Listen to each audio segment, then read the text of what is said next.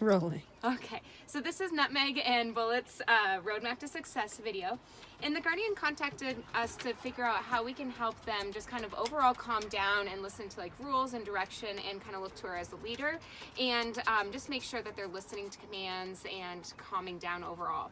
So I do want to refer you to the video above this one to see how to set invisible boundaries. Remember the leadership exercise that we went over where you put a treat in between your feet and create an invisible boundary for about 2 feet around it.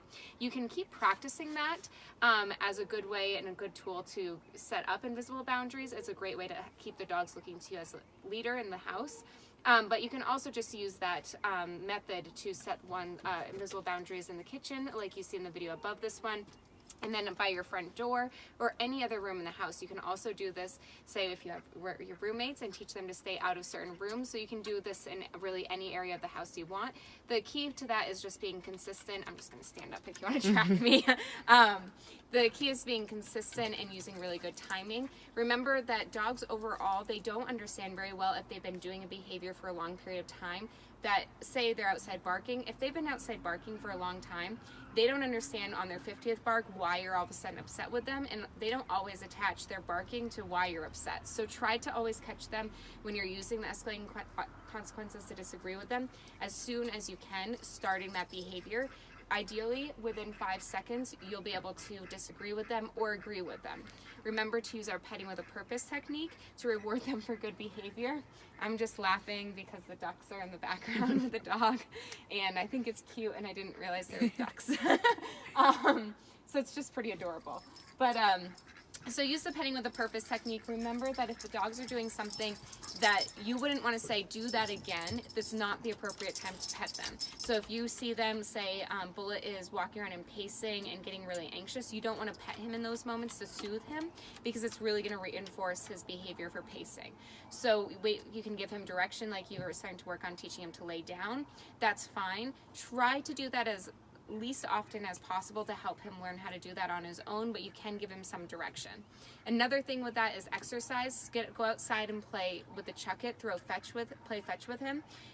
Count how many times you've thrown the ball, and then write down like, okay, this is how long he was pacing. You don't have to count it in minutes. You could do like a grading system, like this was an A+ day or a B, whatever you want to do.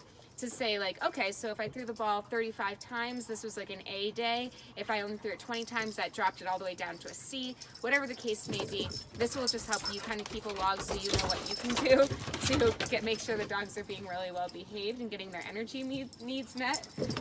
Which they're doing a pretty good job at that right now by playing. They're cute and athletic.